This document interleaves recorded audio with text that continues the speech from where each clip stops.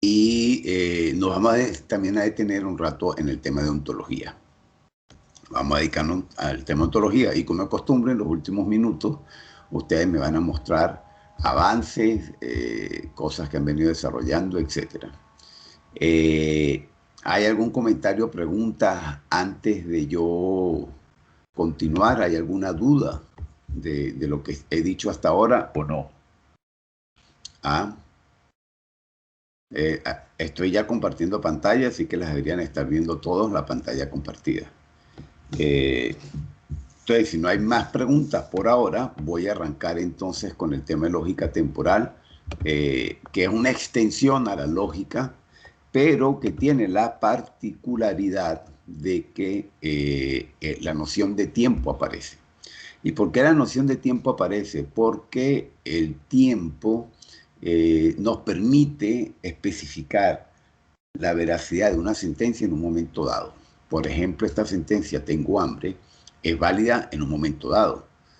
Por ejemplo, cuando realmente la tengo. Pero después, por ejemplo, que he comido, pues dejo de tener hambre y deja de ser válida este tipo de axioma, de proposición.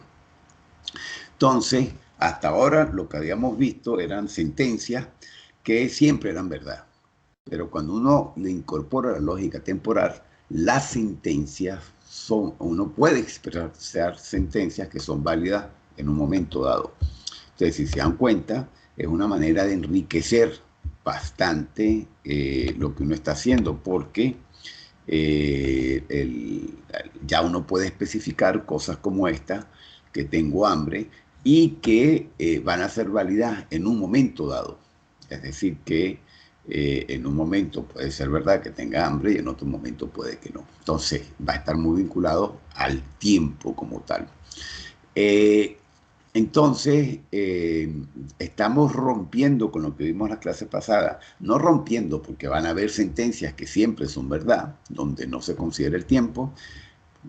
Por ejemplo, la Luna es un satélite de la Tierra, ahí el tiempo no es relevante, pero vamos a poder ahora incorporar otras que antes no podíamos, como la Luna está apareciendo, es decir, en este momento es que aparece. Entonces, las primeras sentencias que habíamos dicho eran sentencias atemporales. Estas sentencias nuevas son sentencias donde el tiempo aparece. Fíjense que antes, incluso yo les había comentado, que como eran atemporales, yo perfectamente podría decir si ocurría, si veía A y B, entonces hacía C. Eh, pero ahora puedo tener otras connotaciones y en el momento tal ocurre tal cosa, hago tal otra, entonces fíjense que ya la noción de tiempo empieza a aparecer ahí. Es decir, que la lógica temporal le aumenta la capacidad de expresividad a lo que veníamos haciendo hasta ahora. Entonces ya no son relaciones causales genéricas, sino que van a depender de eventos que ocurran en un momento. Eso es muy importante. Es decir, si en este momento ocurre un accidente y a su vez en este momento está lloviendo, entonces yo debo salir con paraguas para socorrer a los que se accidentaron. Entonces, la noción de tiempo me permite construir sentencias de ese tipo, que son mucho más ricas a la hora de describir el conocimiento que una gente debe tener. Bueno, entonces, partiendo de ese hecho, yo puedo tener sentencias que yo lo puedo considerar en el tiempo, ¿ok? Tiempo T más 1, T más 2, T más 3, como un tiempo continuo, con una linealidad en ese tiempo, es decir, que van ocurriendo cosas una tras de otra. Puedo también pensar en que pueden haber tiempos paralelos, es decir, que dos líneas de tiempo distintas, una que ocurren en, en, en una, en unos meses y otros en otros meses, por dar un ejemplo. Se puede ramificar el tiempo también, o suponer que un tiempo arranca en un momento y vuelve a ese momento. Por ejemplo, ejemplo de los ciclos del tiempo circular es lo que ocurre, por ejemplo, con el agua, que el agua llega, se evapora, vuelve a caer a través de las lluvias, después se distribuye a través de los mares y los ríos, vuelve a evaporarse, entonces ahí es cíclico, ahí la noción del tiempo en el que van ocurriendo esos procesos alrededor del agua. Eh, bueno, lo que es importante es que existen bastantes técnicas para eso. Yo no les voy a hablar de todas. Ustedes van a conseguir aquí en las láminas bastantes técnicas, por eso es que hay alrededor de 200 láminas, pero yo les voy a hablar de dos o tres de ellas nada más. De dos o tres de ellas, en las crónicas, vamos a hablar algo de lógica modal y de algunas lógicas basadas en árboles.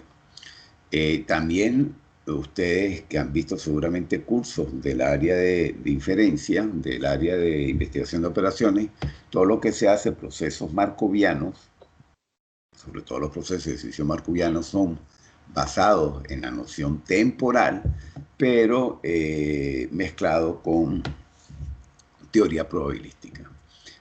Eso no los vamos a ver en el curso.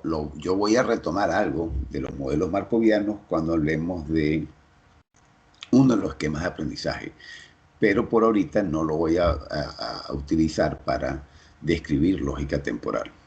Bueno, algo importante es que estas técnicas basadas en lógica, algunas tienen operadores temporales que se le incorporan a las sentencias para enriquecerlo. Eso es básicamente lo que en la mayoría va a acontecer.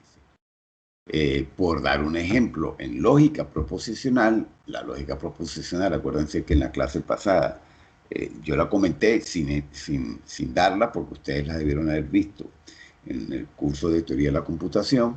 Ya uno le puede incorporar estas tres que ustedes ven acá, estos tres operadores, uno de siempre, uno de eventualmente y otro el siguiente. Esos son los símbolos los que ustedes ven ahí, son los símbolos que se utilizan para describirla. Y eso perfectamente puede describir cuándo una proposición debe ocurrir, cuándo no y cómo debe ocurrir.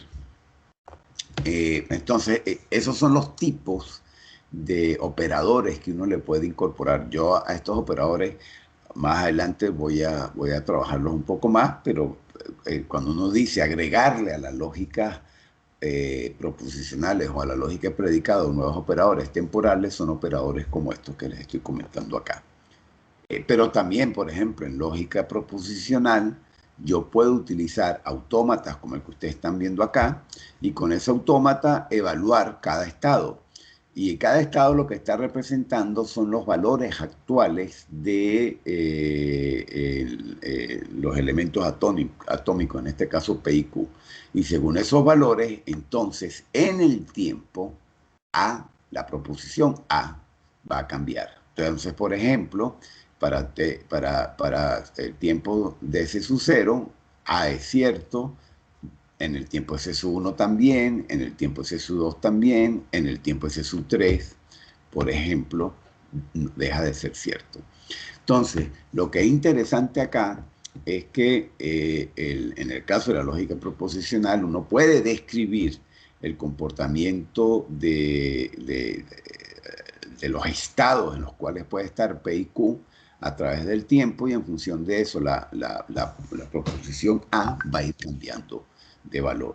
Eso perfectamente, per se, esa noción temporal aparece en la lógica proposicional.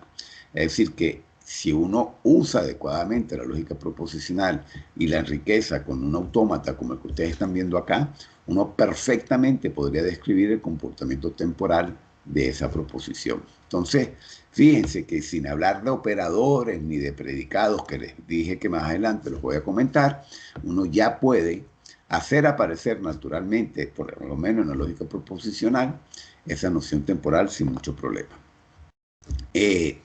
Bueno, lo cierto del caso, como les he dicho, ya yéndonos al mundo de predicados, acuérdense que la vez pasada, en la clase pasada, habíamos visto sentencias como esta.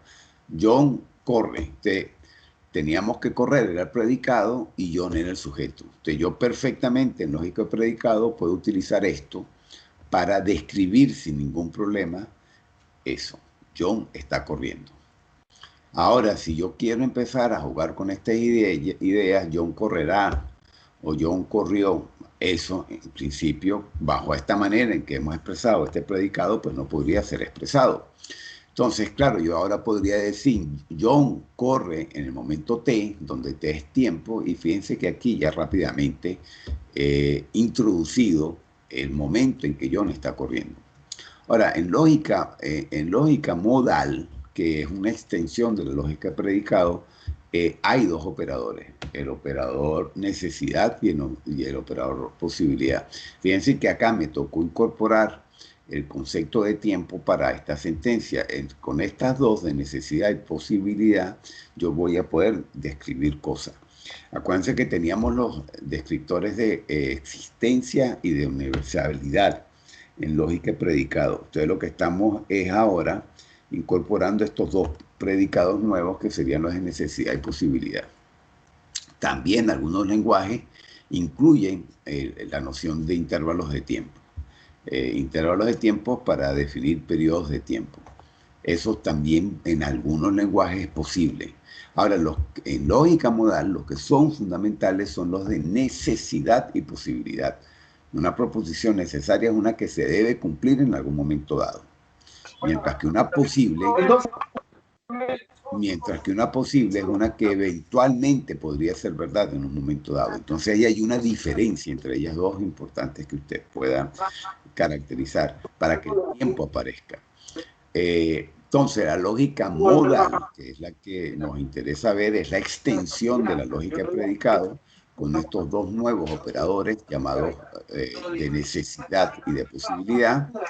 Y lo que ellos me están describiendo en un momento dado es la posibilidad de que se cumplan o no esas sentencias en función de lo que esté aconteciendo. Para eso, los operadores que tienen significado distinto, lo que están suponiendo es un eje temporal en el cual puede o no ocurrir esa sentencia que uno está expresando y que está identificando la verdad, cuándo va a ser verdad o cuándo va a ser falsa la sentencia que uno está describiendo. Entonces, como les dije, estos son los dos operadores, el de necesidad y el de posibilidad. ¿Ok? Por ejemplo, acá, el de necesidad X, lo que está indicando es necesario que X sea verdad en un momento dado. Es decir, a partir de ahora, en algún momento X debe ser verdad. Mientras que en el otro, lo que uno está indicando es que es posible, posiblemente X será verdad en algún momento dado. Por ejemplo, ya yo puedo decir esto, es posible que llueva, es necesario que el sol se levante por el este. Fíjense que ya empiezan a aparecer sentencias en lógica modal bastante interesantes. Entonces, la lógica modal se apoya en la lógica proposicional para la parte, a la hora de validar las sentencias, si son verdaderas o falsas, se le pueden incorporar en la lógica predicado, pero bajo esa noción proposicional de que debe ser verdadero o falso. Verdadero o falso, lo que esté al lado de los operadores. Es decir, él va a describir esa capacidad de ser verdad o no. Por ejemplo, acá lo que se está evaluando es si es necesario que beta y gamma sean verdad. Es decir, que lo que se va a evaluar es si esa sentencia, si esa proposición llega a ser verdad en función de lo que se está observando en un momento dado.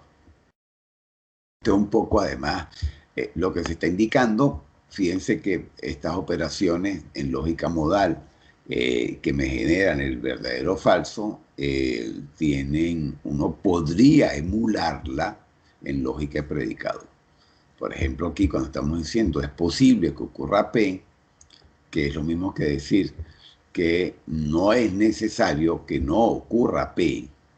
¿Ok? Es decir, se abre la posibilidad de eso. En lógica de predicado, lo que se está diciendo es que existe un X tal que la función de X es igual a el hecho de que para todo no X no existe una función de negación de X. Es decir, que va a aparecer en algún momento una función de X.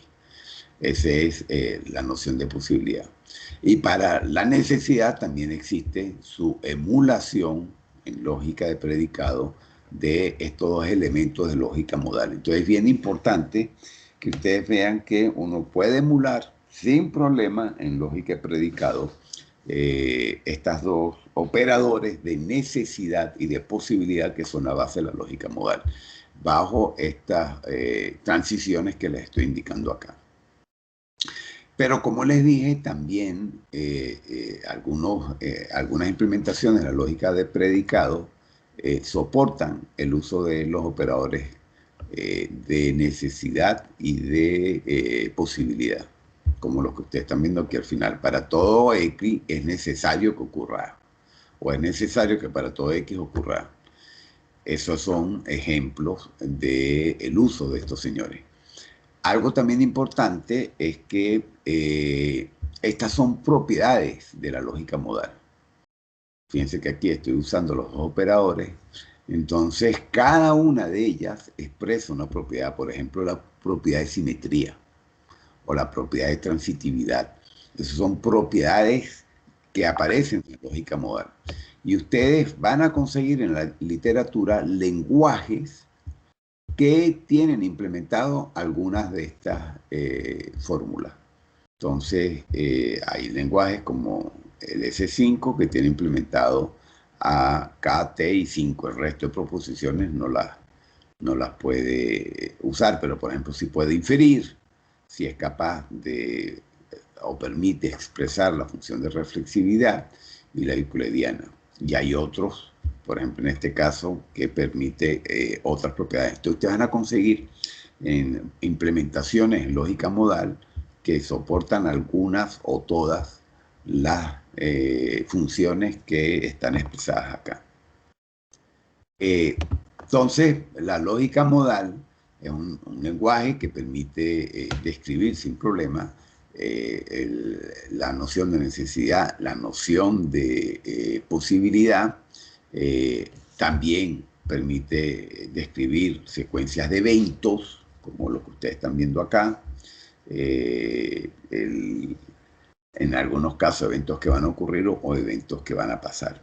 Además, él tiene dos operadores que se llaman creencia y objetivo, que son otros operadores. Ojo, no todos los lenguajes en lógica modal tienen que ver cuáles implementaciones las tienen, pero en principio permitirían tener operadores de estas cosas.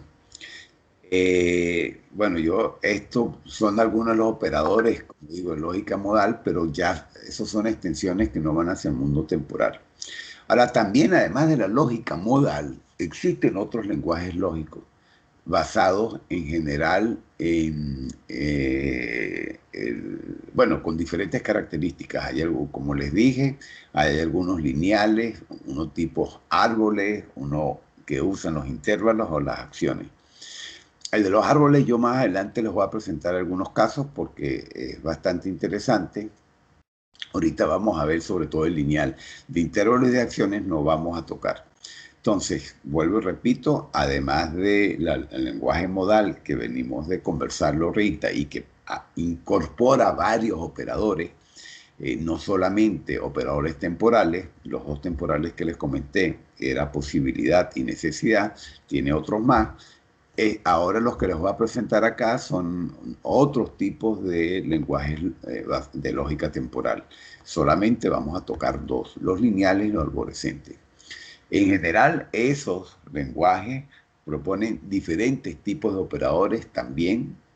Fíjense que prácticamente todos los operadores que proponen es para poder hacer aparecer la noción de tiempo como hasta, finalmente, hasta ahora, por siempre, eventualmente, siempre, etc. Entonces son operadores que hacen que las operaciones o las sentencias que uno puede expresar en estos lenguajes sean bastante ricas. Por ejemplo, F, fíjense que F es eventualmente, algunas veces.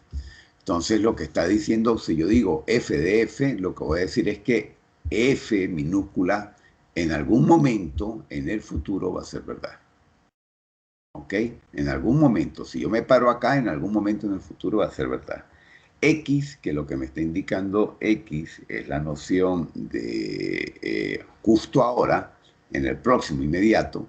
Entonces lo que estoy diciendo es X de F, si yo estoy parado acá, lo que me está diciendo es que en el próximo inmediato, en el siguiente tiempo, F va a ser verdad. El otro no necesariamente tiene que ser en el siguiente tiempo. En el otro es a partir de ahora en algún momento y puede que en ejecuciones distintas esa ocurrencia de F sea distinta. Mientras que GF lo que me está diciendo es que siempre F es verdad. Todo el tiempo. Si yo veo el tiempo, el eje del tiempo, F siempre va a ser verdad. Entonces, nada más estos tres operadores, fíjense cómo ya me permiten expresar rápidamente información de manera completamente distinta. Acuérdense que F es cualquier tipo de sentencia. O siempre llueve, o siempre nieva, o en el próximo momento, es decir, en una hora, el día de mañana, etcétera, va a llover, o en algún momento de este mes va a llover. Esas son expresiones que perfectamente se logran hacer. El operador U lo que está diciendo es que para que la sentencia sea verdad debe ocurrir primero F1, debe ocurrir primero F2 y después F1. Entonces, hasta que no, bueno, corrijo, F1 es verdad hasta que F2 sea verdad. Es decir, que en algún momento es F1 el que es verdad y después se permuta y el que pasa a ser verdad es F2.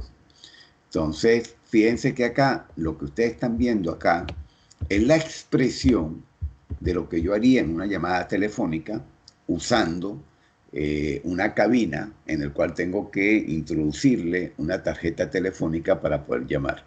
Entonces, lo interesante de acá es que usando estos operadores que venimos de conversar, yo puedo expresar todo ese proceso que ocurre en el tiempo.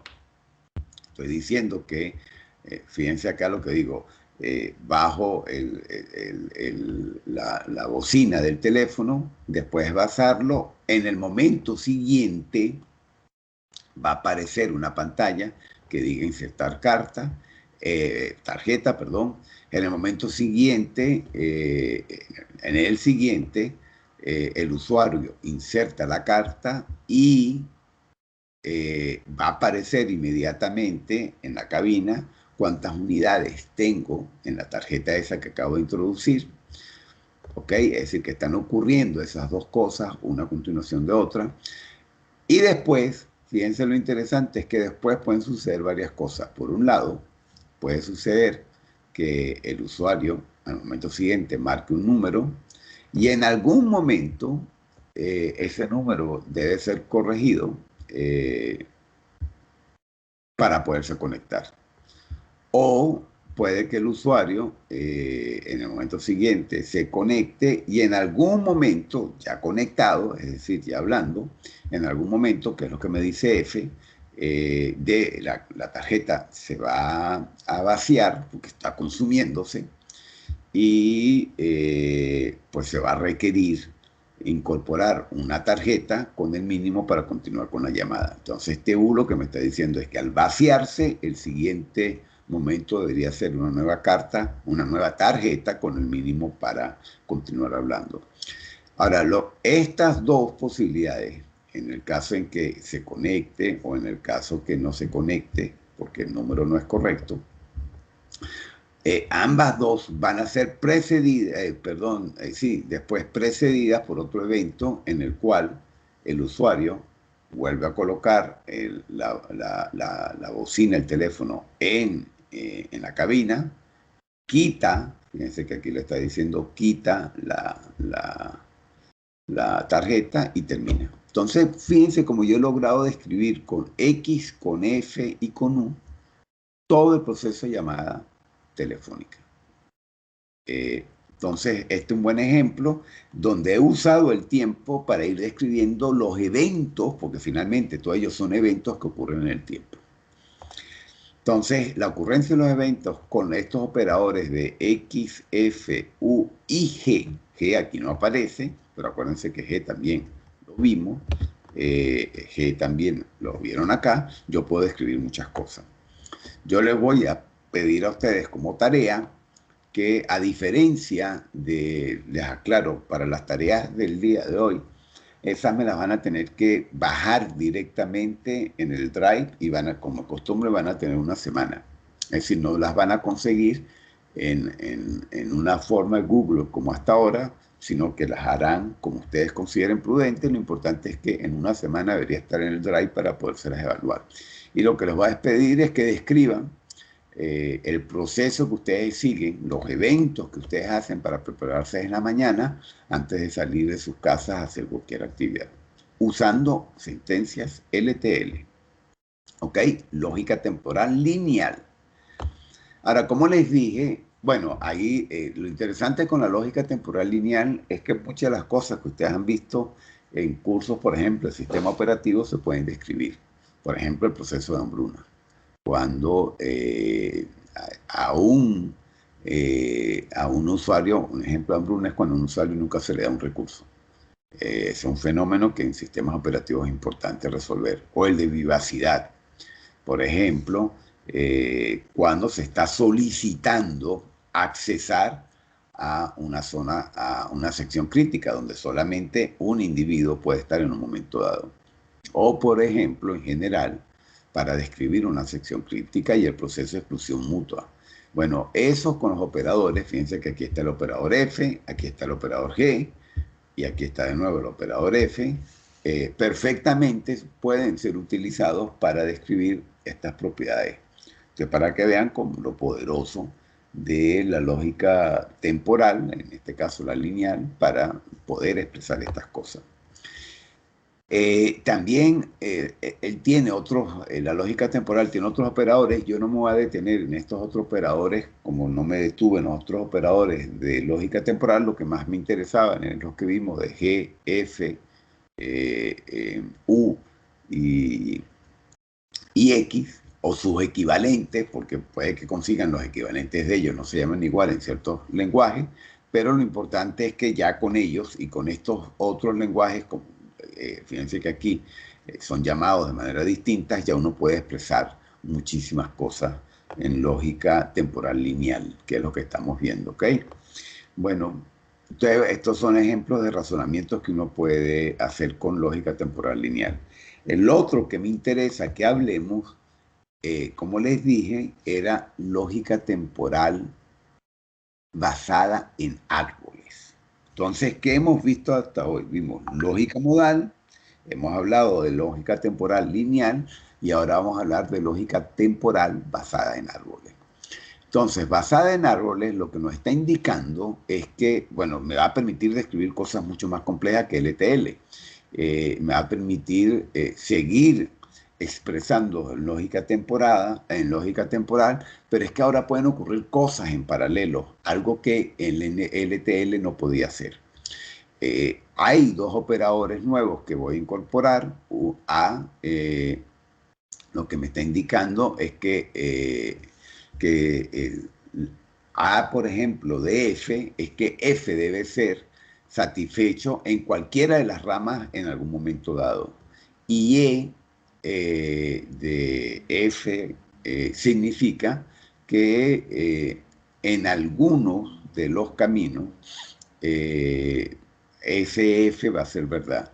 Entonces, corrijo, el A lo que me está indicando es que en todos los caminos F va a ser verdad y el E en algunos de los caminos. Entonces, fíjense que acá está apareciendo naturalmente la función de necesidad o de posibilidad. Fíjense que lo que me está indicando esa idea de posibilidad, alguno de los caminos, alguna de las rutas, alguna de las ramas, mientras A lo que me está indicando es que todas las ramas deben en algún momento llevar a un estado en el que, en este caso, el argumento Tao sea verdad en ese momento. Entonces, lo que hemos dicho un poco es aquí vemos a E y aquí vemos a A.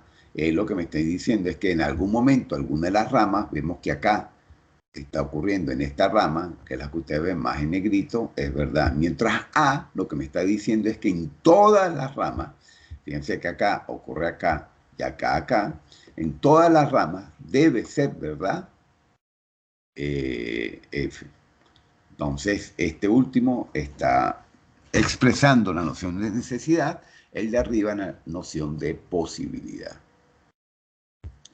Bueno, claro, yo ahora puedo agregarle algunas cosas a G, todas las ramas tienen a F como verdad, G, algunas de las ramas van a ser verdad, a X, el siguiente estado. Entonces, fíjense que ahora estoy mezclando a G, a X, acuérdense que habíamos visto antes U, X, F y G.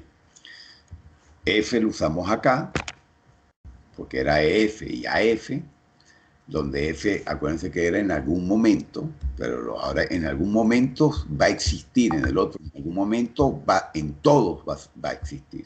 Esa es la gran diferencia entre A y E al aplicar F. Mientras que en AG y EG ya es en todos. Ahora, ¿en qué momento ocurre el todos? Lo que cambia en AG, en todas las ramas, en EG, en algunas de las ramas. Y AX es el próximo estado. Acuérdense que X me decía del próximo estado. EX no existe como tal, existe AX, por eso es que solo lo señalo acá. Yo puedo combinarlo, fíjense que aquí está AGEF, EX. Entonces, aquí ocurre ese enriquecimiento entre los diferentes operadores con los dos nuevos que acabo de incorporar. Vuelve aquí también, por ejemplo, a aparecer U. Acuérdense que U era, primero ocurría, en este caso estamos diciendo que debe existir algún F, que en algún momento va a ser verdad, seguido por un G. ¿Ok? Y va a ser verdad hasta que G aparezca. Cuando G aparezca, deja de ser verdad. Entonces, fíjense, como el mismo problema que vimos antes, yo lo puedo describir ahora de una manera incluso más reducida en lógica temporal basada en árboles.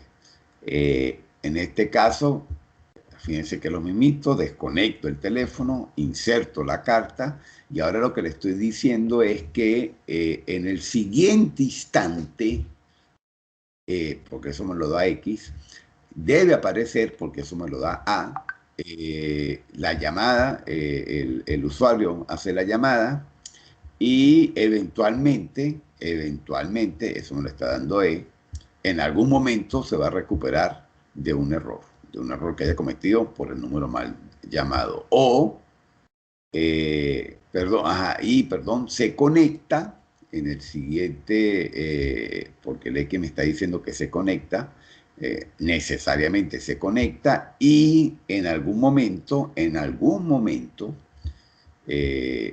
la tarjeta va a quedar vacía. Al vaciarse, entonces el siguiente paso de cualquiera de las dos, ya sea porque llamó y pudo recuperarse del error o se conectó y se le vació la tarjeta, el siguiente estado, él vuelve a colocar la bocina en su sitio y quita la carta. Entonces, la tarjeta. Fíjense que he descrito lo mismo, pero usando ahora los operadores propios a los árboles en lógica temporal. Entonces, de nuevo, te van a hacer lo mismito, van a hacer una expresión en LTL, después otra expresión en CTLE, para describir, en este caso, en lógica temporal, lo que estaría aconteciendo en este caso. Bueno,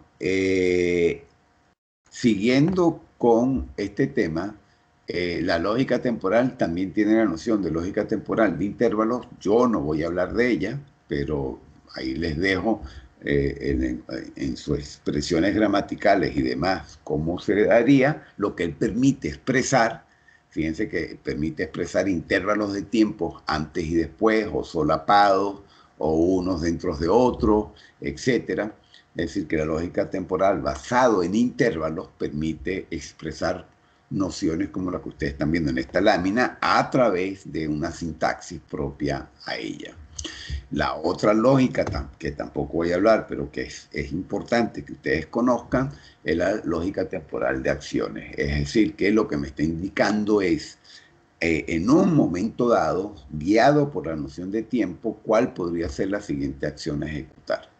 Esta también es bastante interesante porque a una gente usando esta lógica nos enriquecería mucho, pero bueno, vamos a usar otras ideas también muy cercanas a esta.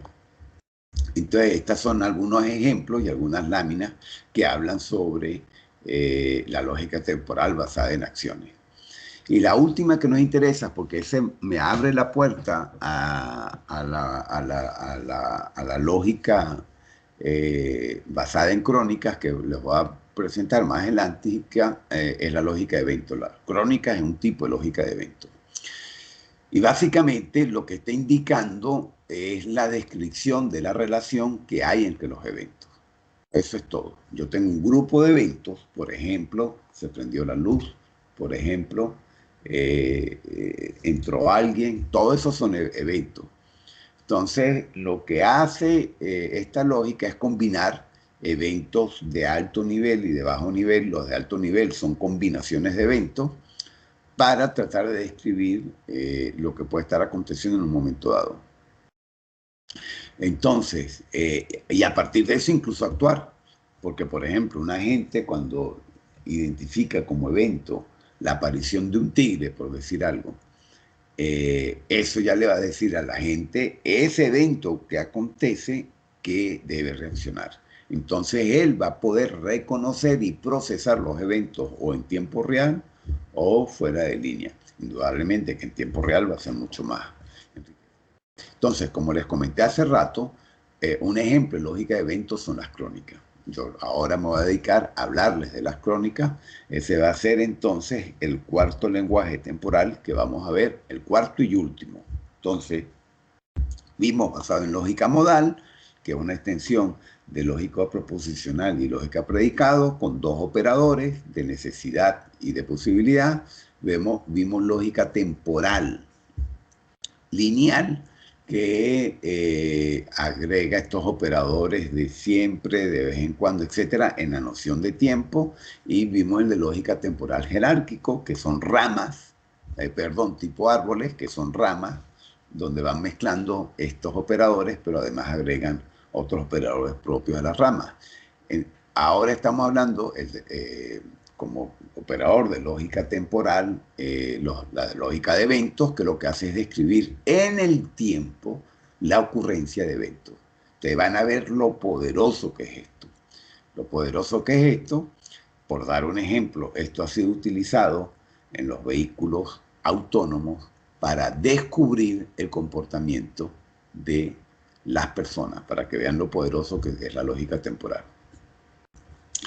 ¿Por qué? Porque va a describir un flujo de cosas. Una crónica, lo que vamos a llamar una crónica, no es más que un patrón de eventos.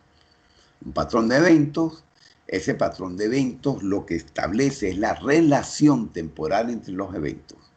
Por ejemplo, si un evento es que alguien entra y tira la puerta, después otro evento es que se sienta de manera brusca, y un tercer evento es que le da un golpe a la mesa.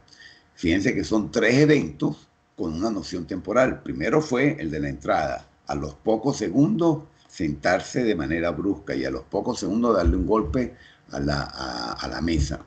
Esos tres eventos podrían constituir el patrón que nos permite identificar, por ejemplo, que una persona está molesta. Eso es lo que permite hacer crónica. Y por eso ha sido utilizado en los vehículos autónomos. Entonces, él establece las relaciones temporales entre los eventos y relaciones temporales mezclándolo con relaciones lógicas. Entonces, hay relaciones temporales con relaciones lógicas. Vamos a verlo.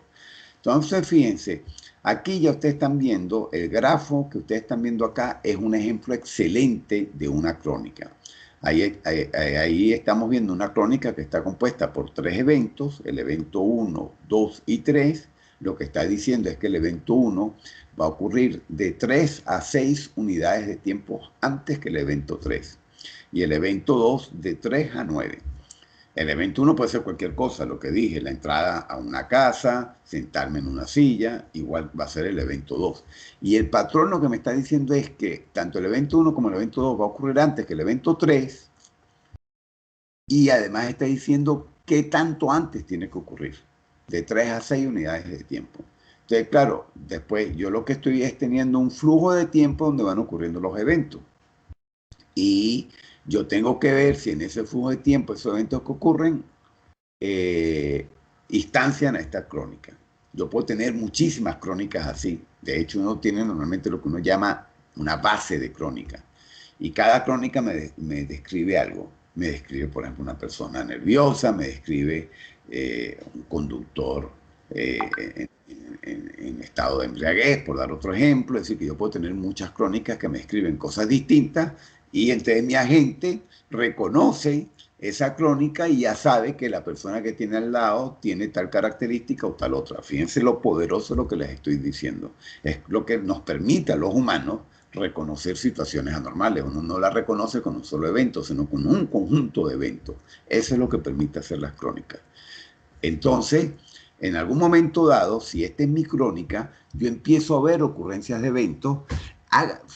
Cuando les explique esto, imagínenselo ustedes, que son ustedes los que están actuando. Entonces, ustedes van viendo eventos. Veo que ocurre el evento 1, después veo que ocurre el evento 2, después veo que ocurre el evento 3, veo si estas reglas temporales se cumplen, 3.6 y 3.9, y si todo eso ocurre, estoy reconociendo tal cosa. Es decir, este patrón lo que me está permitiendo es reconocer situaciones, por ejemplo, situaciones anormales. Por eso es que es tan poderoso las crónicas como lógica temporal, porque me permiten establecer esas relaciones. Ahora, fíjense que acá, con esta secuencia de 3 eventos, se activaría la crónica que ustedes están viendo acá. Pero fíjense que se activaría una segunda vez con esta otra secuencia de eventos. Es decir, que una crónica se puede activar muchísimas veces por secuencias de eventos totalmente distintas. Y cada vez que se active, cada vez que se reconozca, activar es que se reconoce la crónica. Y como les dije, la crónica significa algo. Pues me está diciendo a mí algo a la hora yo de poder determinar qué puede estar sucediendo en un contexto.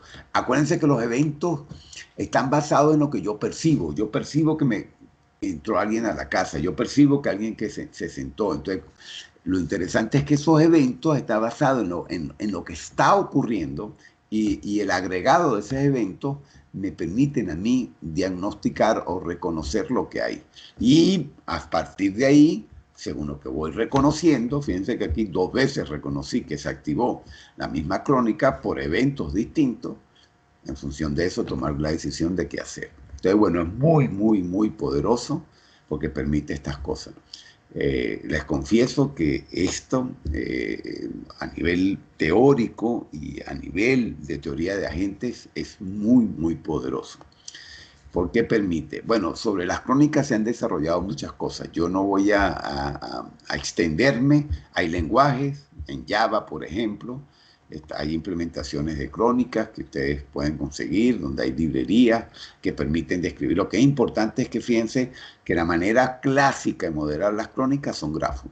Grafos con arcos dirigidos y que el peso que se coloca en los arcos son los intervalos de tiempo que tienen que haber como restricciones entre las ocurrencias de eventos. Pero como se dan cuenta es muy poderoso. Además de eso, las crónicas, bueno, como les dije, está hecho en Java. En la implementación no está hecho en Java, corrijo, hay una librería en Java. Ellos además en esa librería incorporan dos expresiones, whole y even. Bueno, even para describir los eventos. ¿Okay? Por ejemplo, aquí en este ejemplo de crónica, fíjense que aquí hay descripción de una crónica. La crónica que dice que el robot está cargando cosas para una máquina. Es decir, que está trasladando cosas de un lado para otro para cargar una máquina. Con material. Entonces, hay un evento en el que lo que está indicando es cuando el robot, el evento de 1, lo que me está indicando es cuando el robot está entrando al salón donde está el evento. Donde está la máquina. Y el evento E4 lo que me está indicando es cuando el robot está saliendo de la sala donde está la máquina.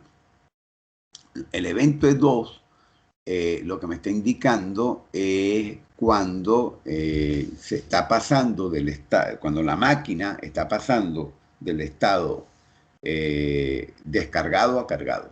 Es decir, que él me determina ya cuando la máquina está cargada, es decir, que ya no le puedo poner más nada.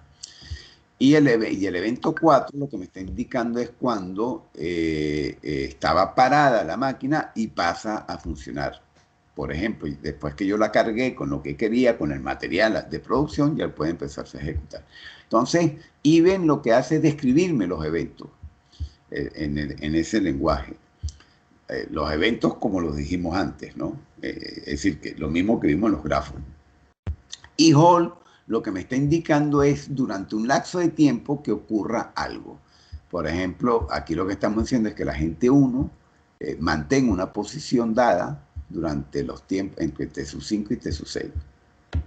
Pero volviendo al ejemplo de crónica, fíjense que aquí hay 4 eventos y lo otro que me interesa es establecer las relaciones temporales de los eventos. Eso es lo que ustedes están viendo acá.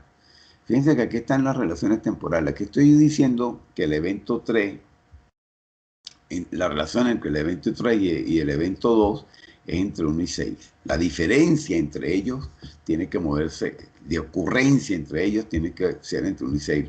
También aquí, por ejemplo, está diciendo que siempre el evento 1 debe ocurrir antes que el evento 2.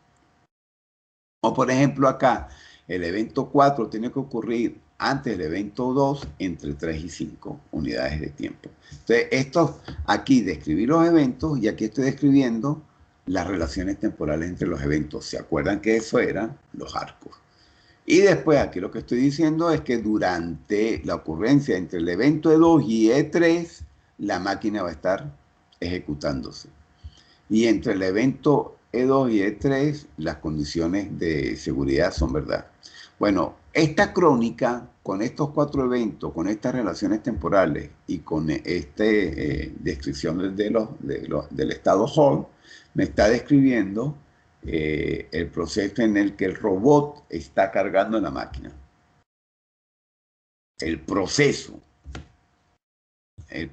que como les digo, también se puede escribir en grafo. Fíjense que acá este es lo mismito, este es otra crónica, pero como grafo. Y lo que me está diciendo esta crónica, aquí 2 detalles importantes. Fíjense que esto les dije que es Java. Hay una librería Java para crónicas, pero aquí ya está en lógica, en Prolog. Acuérdense que ustedes vieron Prolog la semana pasada. De hecho, tenían una tarea. Y aquí está en Prolog. Una crónica diseñada en Prolog. Entonces, con esto es lo que les quiero comentar, para que vean lo poderoso que yo puedo modelar crónicas o en librería o en Prolog, etc. Y esta crónica que ustedes están viendo acá me está describiendo en particular un ejemplo en este caso, para hacer diagnóstico de enfermedades, ¿ok? De enfermedades. Entonces, cuando ocurren varios eventos, yo puedo determinar que, por ejemplo, imagínense con el COVID, que yo tuviera una crónica para detectar el COVID, que me diga, si ocurre el evento que se tiene fiebre y además hay malestar de pecho y además baja la capacidad torácica a tal valor, entonces, si ocurren esos 3 eventos, yo puedo decir que hay COVID. Bueno, eso es algo parecido. Por supuesto, aquí a uno le incorporaría las relaciones temporales entre los eventos. Y esto es un poco lo que está diciendo este señor. Está diciendo la ocurrencia de ciertos eventos. Estos son, en este caso, son eventos que ocurren porque esto tiene que ver con el comportamiento de ondas cerebrales, porque es para una enfermedad cerebral. Entonces, en función de cómo ocurran ese comportamiento de las ondas, él es capaz de detectar, por ejemplo, esta anomalía. Entonces, las crónicas, como les dije, no voy a detallarles mucho más. Lo que más me interesa es que vean esa capacidad de describir la manera más fácil visual como grafos, con relaciones temporales. Existen un buen número de librerías. Uno entonces pasa a reconocer crónicas. Fíjense que aquí arriba, esta es la crónica que quiero reconocer, y aquí es reconocida 2 veces por los eventos que van ocurriendo. Entonces yo tengo maneras de escribir como las librerías que les dije o en Prolog, y yo después entonces puedo utilizarla, cualquier motor, para tratar de reconocer o descubrir una crónica en un contexto dado. Es decir, que la etapa de reconocimiento, yo tengo, como quien dice, dos momentos. Un primer momento donde construyo las crónicas, es decir, los patrones que mi agente debe conocer, y tengo otro donde necesito un motor que me permita reconocer las crónicas, porque a partir de los eventos, yo tengo que ver cuáles de las crónicas que yo tengo en mi base de crónicas son reconocidas, y en función de eso, entonces, actuaría el agente. Por dar un ejemplo, en el caso de los vehículos autónomos, lo que se ha construido es una base de crónicas que describe los estilos de conducir de los individuos. Los individuos, hay estilos de conducir que son ecológicos, que son peligrosos por bebidas alcohólicas, peligrosos por desconocimiento de las señales de tránsito, etcétera. Entonces yo tendría tantas crónicas como situaciones quiero reconocer, cada una de ellas compuestas por eventos. Por ejemplo, el del ecológico es alguien que con la velocidad maneja en cierto rango, los procesos de aceleración y desaceleración no son bruscos, etcétera. Entonces, esos eventos y las relaciones que sean entre ellos me permitirían describir un, a un, a un conductor que se comporta de manera ecológica. Y, por ejemplo, cuando él detecta eso, el agente pues no haría nada. Ahora, si él reconoce la crónica que describe a una persona que está en estado de embriaguez, entonces ahí un vehículo autónomo reaccionaría para quitarle la capacidad de conducir. Esos son ejemplos de uso de las crónicas en casos muy, muy particulares. Bueno, aquí lo que está describiendo el proceso de reconocimiento de crónicas. Yo no voy a detallar en esto porque me interesa que sigamos avanzando y veamos otras cosas. Pero ya, como les digo, el proceso de reconocimiento de crónicas es muy importante. Entonces, bueno, ahí me está todo esto que ustedes están viendo, es ejemplo de reconocimiento de crónicas, cómo se comporta, etcétera. Hay un buen grupo de trabajo sobre eso. Yo mismo he trabajado bastante el tema de las crónicas. Yo he tenido estudiantes como ustedes que han hecho tesis de pregrado, de maestría, de doctorado, y donde las crónicas las hemos utilizado en muchos ámbitos, en muchos proyectos. Hemos incluso planteado operadores como este que ustedes están viendo acá. Pero bueno, lo que me interesa es la base crónica, y ya ustedes la tienen bastante clara, que es lo que más me interesa. Ahora, fíjense, para que vean, compañeros de ustedes, en cursos anteriores desarrollaron un juego que se llamaba Coliseo, y ellos lo que diseñaron fue el agente gladiador. Y ellos, pues, sencillamente querían utilizar las crónicas para describir situaciones que esta gente tenía que reconocer. Y establecieron 3 estados que debía reconocer el agente para él saber cómo actuar, y para eso establecieron 5 eventos y la relación que se tenía que dar entre los 5 eventos, que es un poco lo que ustedes están viendo acá. Es decir, que él, cuando veía la ocurrencia de esta manera, de estos 5 eventos, era que lo estaban atacando. Entonces él tenía que identificar que lo estaban atacando para él poder reaccionar. O, por ejemplo, cuando él veía la ocurrencia de estos eventos de esta manera, era que el agente enemigo se estaba recuperando. Entonces quizás era un buen momento para atacarlo. O cuando veía la ocurrencia de estos eventos de esta manera, era que estaba debilitado.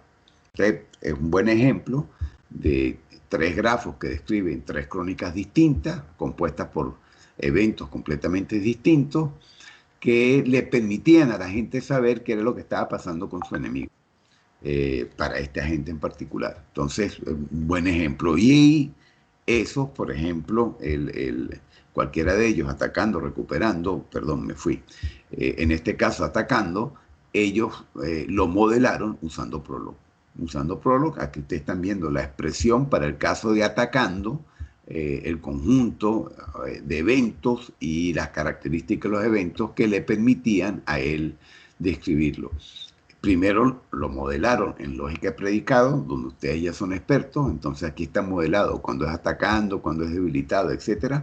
Y con eso se fueron después a expresarlo en Prolog, la lógica, la crónica como tal, lo que les permitía sin ningún problema describir los estados que debían ser reconocidos por el agente para en algún momento dado actuar.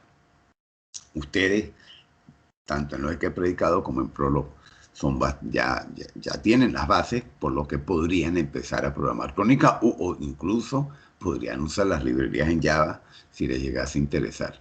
Bueno, aquí estas me las voy saltando porque estos son ejemplos de uso de las crónicas. Como les digo, yo las he utilizado muchísimas, entonces pues he querido dejarle todos estos ejemplos para que los tengan ahí. ¿Ok?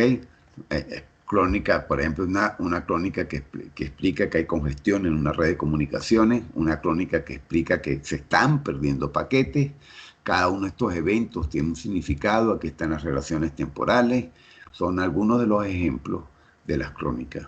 Y como les he dicho, uno construye una base de crónicas que debe ser reconocido. Entonces, bueno, estos son ejemplos de aplicaciones, pero las tienen ahí por si les interesa. Lo que sí me va a interesar a mí es, como tercer elemento de la tarea de desarrollar, es que el proceso de preparación de ustedes en la mañana también lo van a modelar usando crónica. Entonces, lo van a modelar usando lógica temporal lineal, lógica temporal basada en árboles y lógica temporal, y crónica. ¿Ok? Que es lógica temporal basada en eventos.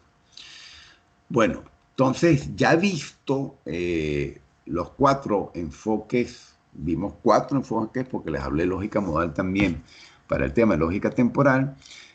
Ahora les voy a hablar para terminar la sesión de hoy, de cómo uno puede implementar lo que uno está haciendo en el agente. Bueno, ya hemos visto que las crónicas se pueden implementar con Prolog sin problema, pero yo les hablé de un concepto que era muy importante para los agentes, que es la ontología. La ontología lo que hace es describir el conocimiento general de un agente en un dominio. Me permite definir todo el conocimiento que debería tener el agente.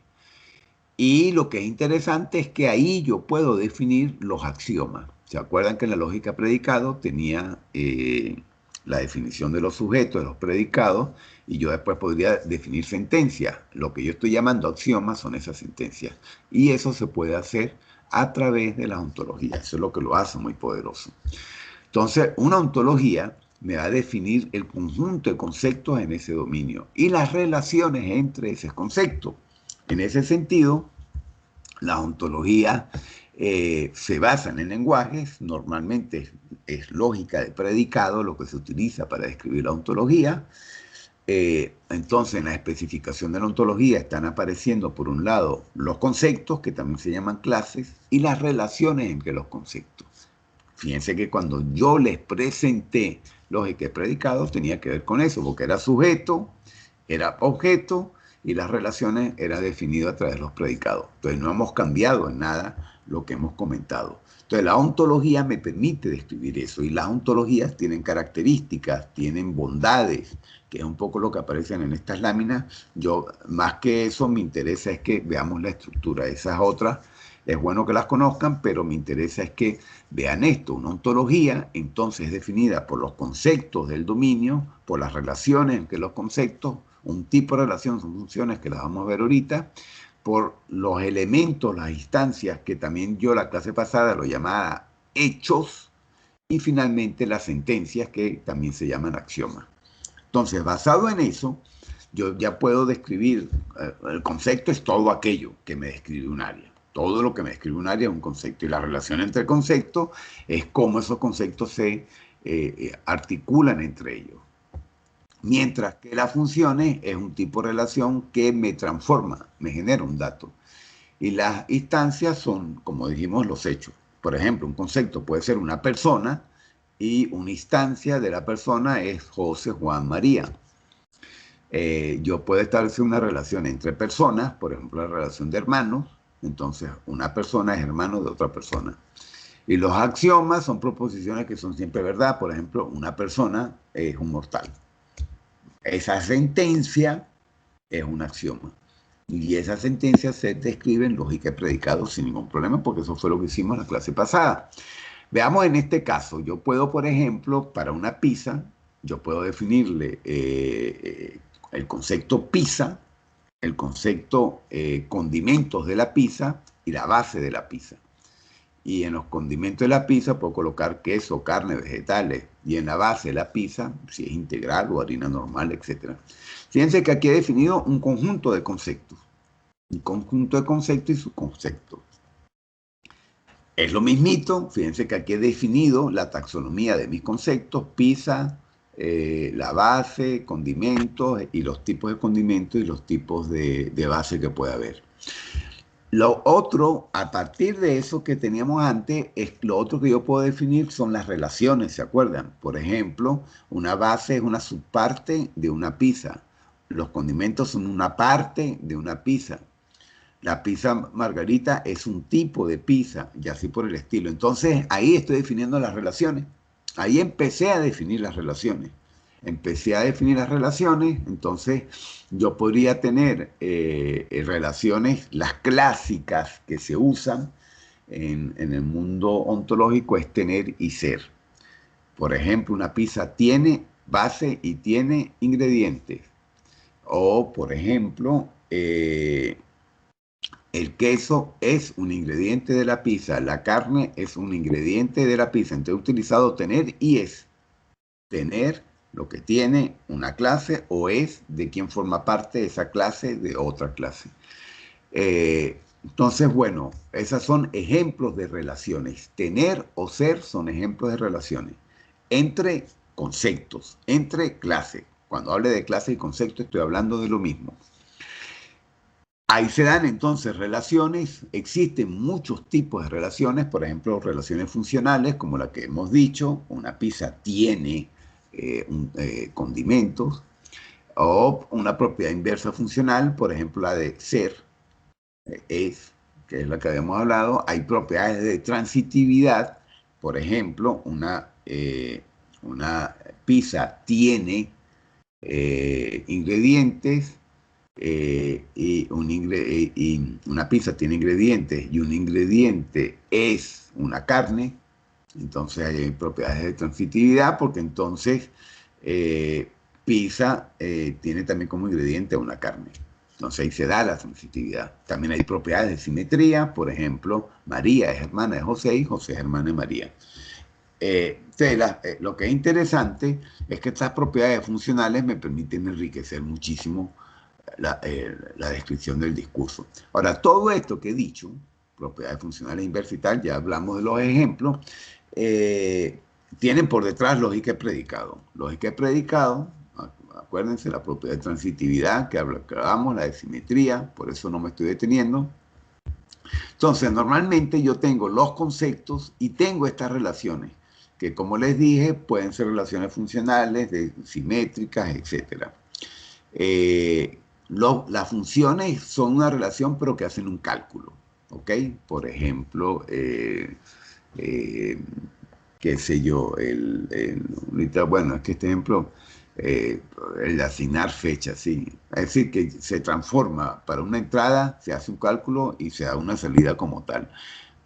Y los axiomas, como dijimos, son las sentencias. Los axiomas, si se dan cuenta, son fundamentales porque además de las clases y las relaciones que me expresan dominio, el conocimiento, las sentencias lo complementan muy bien porque me dan aquellas nociones de verdad total.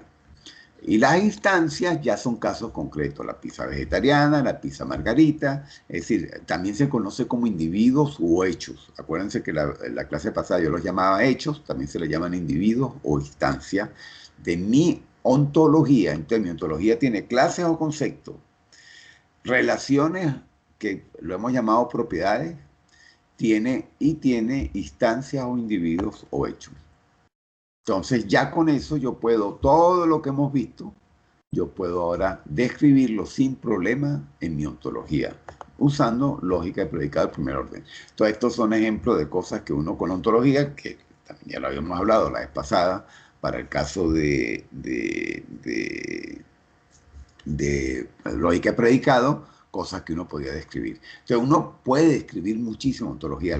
Les confieso que este es un dominio donde se está trabajando mucho, porque permite definir vocabularios únicos para un dominio dado. Entonces eso es muy poderoso, porque te permite a uno unificar conceptos. Y a nivel computacional es una manera entonces de permitir la integración de conocimiento en áreas dadas. Entonces existen ontologías de dominio, ontologías de tarea, existen muchísimas ontologías que se están desarrollando y dependiendo de las características de ellos pueden ser muy genéricas o menos genéricas, que es un poco lo que trato de escribir por acá, ¿ok? Que pueden ser entre más genéricas, son más reusables, entre menos genéricas son más especializadas, quizás son mejores para lo que uno quiere, pero son menos reusables. Entonces existen ontologías que, en general, todas las ontologías se tratan de escribir formalmente para poder ser utilizadas computacionalmente. Y por eso es que se utiliza lógica de predicado. En el mundo de en el mundo de los agentes es muy importante porque le van a definir el conocimiento que él va a tener. Ahora, lo que es interesante es que hay metodologías para construir ontologías. Aquí hay un listado enorme, yo solamente voy a hablar de Meta-Ontology muy rápidamente, pero ya existen en la literatura muchísimas. Esta es a grosso modo, lo que nos dice Meta-Ontology. Meta-Ontology, lo que es importante es esta parte de acá. Es decir, hay una primera fase de especificación de los conceptos y la relación de los conceptos en su dominio. Entonces, esa especificación me permite después conceptualizar la ontología con esa taxonomía que está detrás, como las que les mostré con el caso de las pizzas. Después se pasa a formalizar, en este caso usando un lenguaje lógico, por ejemplo, lógica de predicado, que es lo que normalmente se utiliza. Después formalizar se implementa en una plataforma. Ahorita les voy a hablar de Protege porque ustedes van a utilizarlo. Pero también puede ser Prolog, así que para el desarrollo de ustedes, Protege la van a utilizar para una tarea que les voy a colocar. Pero para la gente de ustedes pueden utilizar Prolog, Protege, lo que ustedes quieran, el que sea más adecuado. Ahí sí tienen libertad. Bueno, la implementación es eso, es usar un entorno para eso. Y después hay que estarla manteniendo con nuevos conceptos y demás. Entonces, lo que es interesante es que a grosso modo, eso que les acabo de decir, yo lo puedo detallar construyendo los términos, los conceptos, las relaciones binarias. Fíjense que estos tres es la taxonomía que les acabo de decir.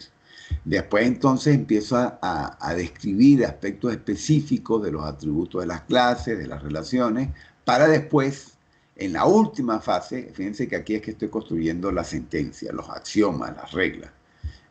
Y al final, ya descrito eso, puedo establecer los hechos de base que en mi ontología pueden existir. Recuerden que los hechos son los individuos. Entonces, como les dije, hay varios ambientes. Yo les voy a hablar de Protege, que es la más conocida y se puede usar además por la web muy bien, ¿no? Así que es fácil utilizarla.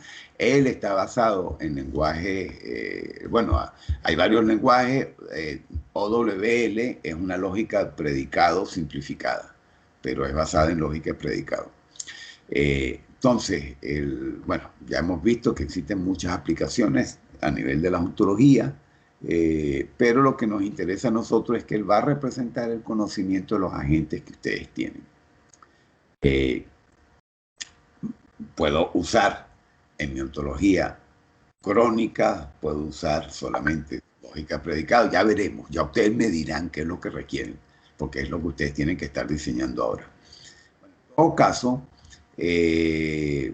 bueno, esta es justificación del uso, lo que estamos hablando. Bueno, algo importante, las herramientas, como yo les dije, casi todas las relaciones están basadas en ser y tener entre los conceptos.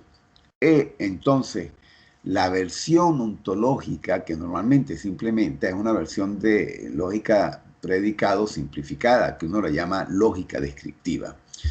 Y, por ejemplo, WL, que es uno de los lenguajes más usados actualmente, es eso, es lógica descriptiva, donde lo que aparece es ser o tener.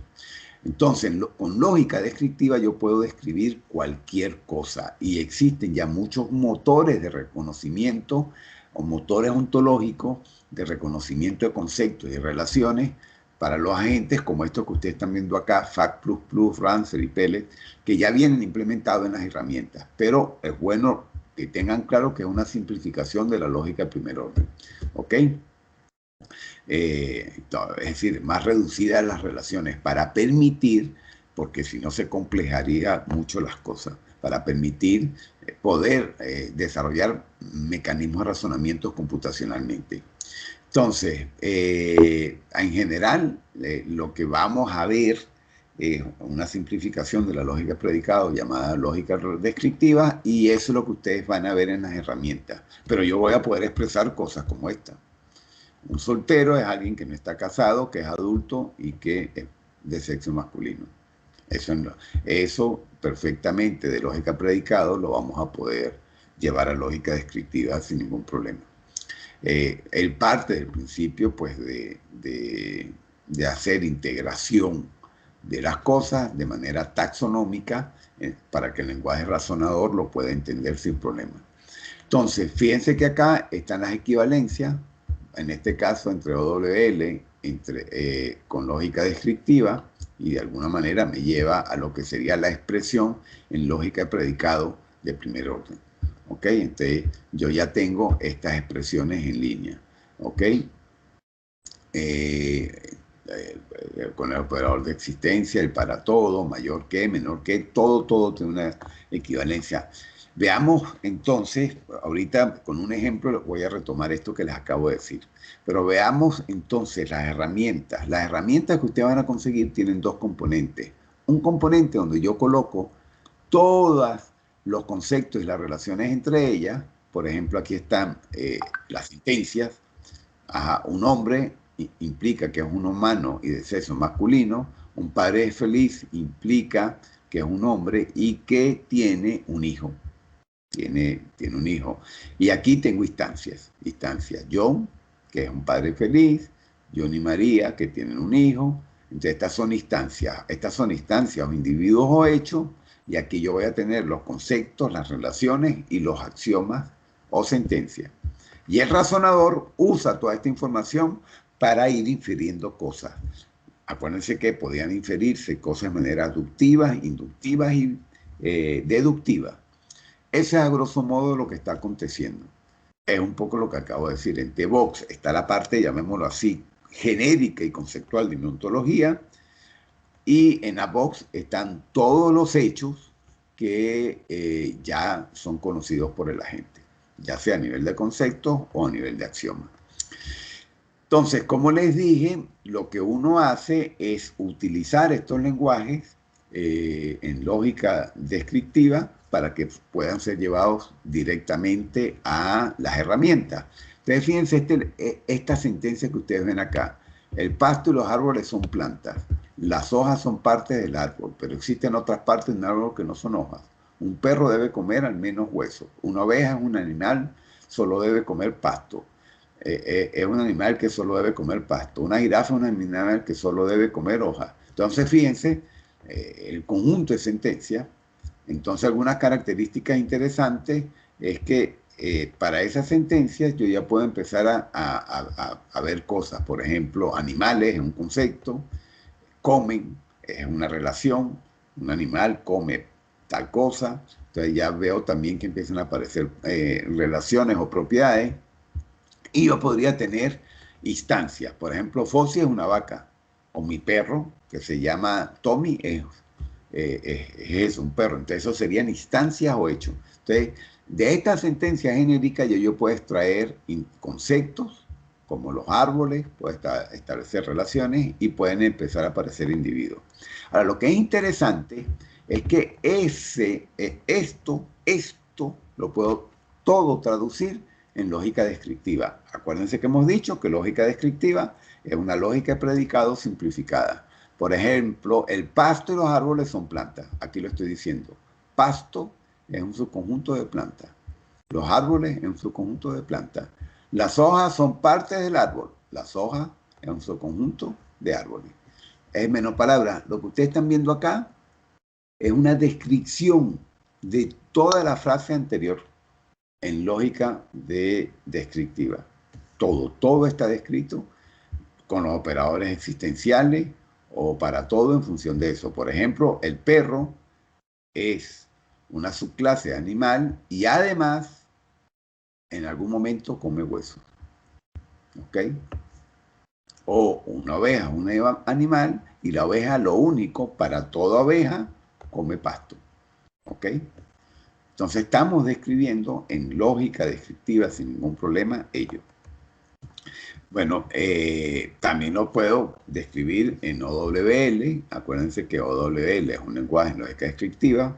Y lo que es interesante es que al yo tenerlo descrito en lógica descriptiva, lo que les había dicho, ya me puedo ir a herramientas computacionales para describir lo que estoy en algún ámbito haciendo en esa herramienta. Particularmente nosotros vamos a hablar de Protégé. Entonces, vamos a hablar de Protégé, no lo hemos visto, pero lo voy a hablar ahorita. Pero les adelanto la tarea es que ustedes tomen esta frase, así como la otra, la traduzcan en lógica descriptiva, después en WL y después en Protégé. Pero ya ahorita vamos a Protégé. Protégé tiene una versión, se la pueden bajar en su máquina, pero tiene una versión en la web. Ahorita vamos a usar la versión en la web para yo mostrarles algunas cosas. ¿Qué me permite hacer Protégé? Protégé te describe los conceptos o clases sin problema, las relaciones entre ellas, los individuos o los hechos o las instancias. Todo eso te lo permite hacer Protégé. Los individuos, por ejemplo, los países, las propiedades, por ejemplo, Mateo vive en England o tiene familia en un lado. También me permite representar clases, por ejemplo, personas, países, animales y las relaciones entre ellos. Las personas tienen animales, las personas viven en un país. Fíjense que aquí estoy describiendo ya una ontología, porque he describido tres conceptos: personas, países y animales. O ahora se me olvidó cómo se llaman los animales cuando uno los tiene en casa, pero bueno, eso. Y las relaciones entre ellos. Toda persona vive en un país, toda persona tiene bueno, se me olvidó, tiene un animal. Bueno, lo cierto del caso es que Protégé tiene un ambiente así, donde me permite definir las clases. Fíjense que están las clases, las propiedades. Él define dos tipos de propiedades, ahorita los vamos a ver, y los individuos. Perfectamente, entonces tiene una interfaz que me permite descubrir cada ontología. Él me permite tener muchas ontologías, cada ontología tiene su propio identificador. Yo las puedo crear, puedo utilizar viejas y demás.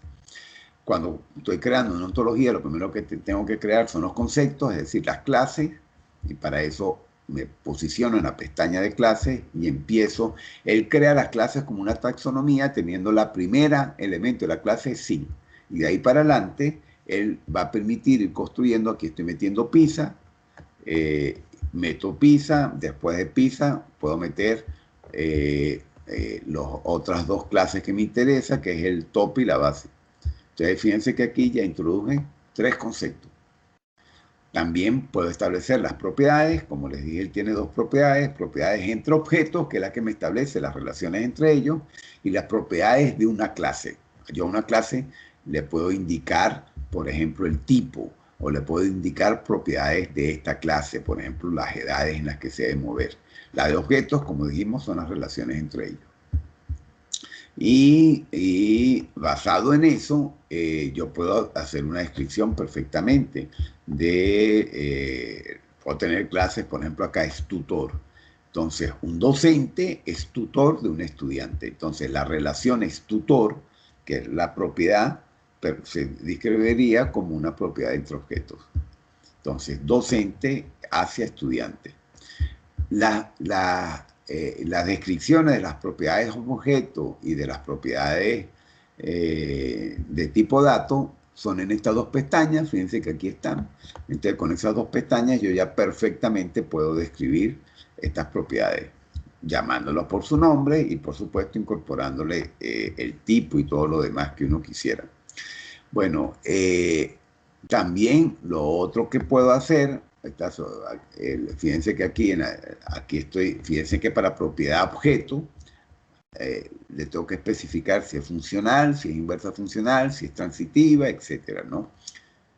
Otro también interesante, bueno, este es lo que acabo de comentarle, si es inversa, etcétera, ¿no? Lo otro también que es interesante, bueno, puedo especificar rangos, valores,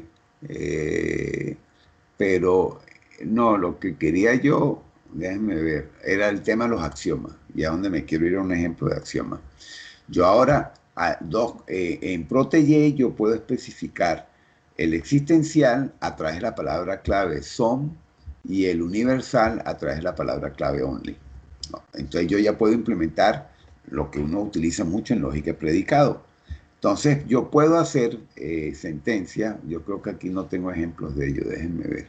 Sí, fíjense que aquí lo estoy diciendo, toda pizza tiene alguna base, ¿ok? Es decir, que aquí estoy utilizando el operador existencial. Y aquí, bueno, toda pizza tiene alguna base, es lo mismo que acabamos de decir, es el existencial. Toda pizza, puede existir pizzas que tengan mozzarella, pueden existir pizzas que tengan tomate, todo esto es existencial. Existen algunas pizzas que tienen una u otra, entonces lo puedo perfectamente con el existencial. Ahora, fíjense que en este ejemplo lo que voy a tratar es para presentarles sentencias más complejas. En este ejemplo, aquí lo que estoy tratando de usar una ontología que me permita federar bases de datos multimedia, bases de datos relacionales, etc. Entonces, esta ontología lo que permite es integrar este conjunto de bases de datos. Y para eso, aquí están los conceptos y las relaciones entre los conceptos. Una base de datos federada tiene base de datos componente. Una base de componentes es una base de datos relacional, o una base de datos orientada a objetos, es una multimedia. Una base de datos orientada a objetos tiene conceptos orientados a objetos, tiene operaciones, etc. Entonces, si se dan cuenta, esta taxonomía me describe los conceptos y las relaciones para esta ontología, que es algo que describo en Protege fácilmente. Aquí están todos los conceptos y las relaciones. Y entonces aquí están ahora las relaciones. Tiene restricciones, base de datos, ¿se acuerdan? Aquí están las restricciones y aquí están los conceptos. Los conceptos los describí acá y las relaciones las describí acá. Lo otro que puedo hacer es describir esta sentencia. Fíjense que aquí lo que ustedes están viendo al final es para todo X, donde X es una base de datos federada, él tiene una base de datos componente, tiene operaciones de integración y tiene restricciones. Bueno, eso en Protege se describe, tiene base de datos componentes, el SOM, base de datos federadas. Es decir, algunas bases de datos federadas tienen base de datos componentes, algunas bases de datos federadas tienen operaciones de integración y así sucesivamente. Es decir, que he descrito en esta sentencia, aquí, en esta propiedad para esta clase de base de datos federada, este axioma. Entonces, con esto lo que quiero decir es que yo puedo, aquí hay otro ejemplo de axioma totalmente distinto, para todo X, que una base de datos componente implica que es una base de datos relacional y una base de datos orientada a gente, o una base de datos orientada a gente, o una multimedia, eso es lo que estoy diciendo acá. Así que estas expresiones perfectamente pueden ser descritas en Protege. Entonces, la última tarea que les voy a mandar es que creen un ejemplo de una ontología para el curso de IA, la deben compartir conmigo porque él permite compartir. Mi usuario es José Aguilar, para que lo sepan cuando lo vayan a compartir, y me tienen que enviar el link. Me tienen que enviar el link. Yo voy a dejar de compartir esta pantalla y nos vamos a ir a otra de Protege para que veamos pues lo que les estoy comentando. Entonces, en Protege, como les dije, uno puede perfectamente, todavía no, creo que todavía no me están viendo nada, pero ya nos vamos a ir al entorno Protege para que ustedes puedan ver la pantalla. Ahí van a tener el link. Lo que es relevante acá es que perfectamente se puede trabajar en estos entornos de una manera bastante robusta. Aquí ya estoy en Protege, deberían de verlo. Fíjense que aquí estoy en mi ambiente. Aquí he dicho que tengo bueno, aquí me votó porque ya tenía mucho tiempo. Voy a entrar. José Aguilar, estoy metiendo mi... entonces, perfecto, aquí me está diciendo cuáles son las ontologías que tengo. Ahorita tengo solo una llamada PISA. Pues aquí creo nueva. Entonces, si le doy a PISA, fíjense que aquí me está dando la estructura, me está diciendo, estos son los conceptos que yo tengo. Uno es PISA, tope PISA, carne, vegetales. Me está diciendo las características de él, las relaciones que se tienen, base. Si yo me paro acá, este es un menú para cambiar esto. Si yo me parara fíjense que acá, si yo le diera acá, bueno, me está dando información de cosas que puedo hacer, puedo agregar fíjense que si le doy acá, estaría creando un nuevo concepto, estaría creando, si me paro acá sobre PISA, estaría creando un nuevo concepto que estaría anidado a PISA vegetal, por ejemplo. Entonces estaría creando, entonces me permite ir creando, eliminando, pues esta la podría eliminar, aquí delete, me la elimina, pero me puedo parar sobre algunas de ellas y aquí puedo crear subclases dentro de clases, que es un poco lo que me está diciendo, y aquí le voy añadiendo al padre las relaciones en las que él participa, etc. Acuérdense que las relaciones son propiedades.